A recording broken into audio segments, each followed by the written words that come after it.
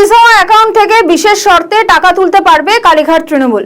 নির্দেশ হাইকোর্টের। আপাতত স্বস্তিতে কালীঘাট তৃণমূল। তারপরে ঋতব্রত শিবিরকে কড়া আক্রমণ করেন দোলা সেন। বলেন তৃণমূল যাকে তাকে গুরুত্ব দেয় না।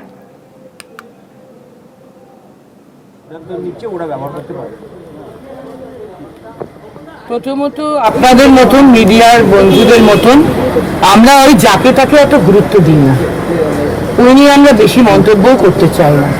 শুধু এইটুকু বলবো, আমি বারবার কথা আমরা বলতে থাকি, পৃথিবীর ইতিহাস বারবার প্রমাণ করেছে কখনো শেষ বিচারে উৎসাহ, অপপ্রচার, ষড়যন্ত্র, মিথ্যা, অন্যায়, তানাশাহি, তুগলকশাহি শেষ কথা বলে না।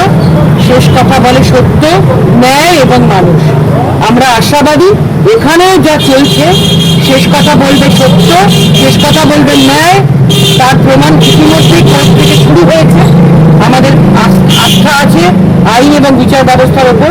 শেষ কথা বলবে ল অফ দ্য ল্যান্ড, শেষ কথা বলবে কনস্টিটিউশন, শেষ কথা বলবেন মানুষ এবং আমাদের নেত্রী, মানুষের নেত্রী, তিনি শেষ কথা।